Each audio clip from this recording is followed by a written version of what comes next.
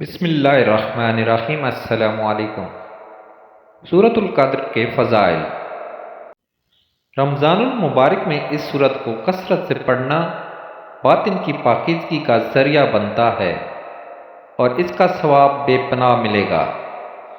اس سورت کو سوتے وقت 7 مرتبہ پڑھ کر سونا روزی میں اضافہ، آنکھوں کی بینائی کی حفاظت، لقوے کے مرض میں شفا یابی اور آخرت میں ذریعہ نجات ہے۔ یہ سورت مصائب سے حفاظت کے لیے بھی بہت مفید ہے، اس لیے جو شخص اسے روزانہ سوتے وقت 1 مرتبہ پڑھ کر سوئے اس کا گھر اور جان و مال بحفاظت رہے گا انشاءاللہ۔ تو آئیے مل کے پڑھتے ہیں سورۃ القدر۔ بسم اللہ الرحمن الرحیم۔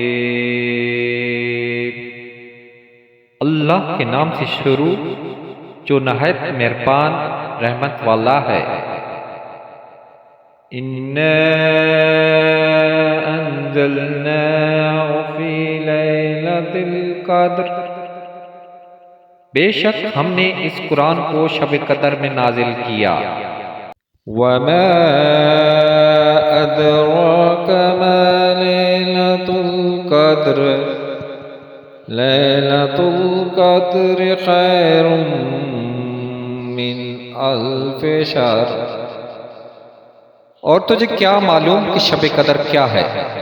شب قدر 1000 مہینوں سے بہتر ہے۔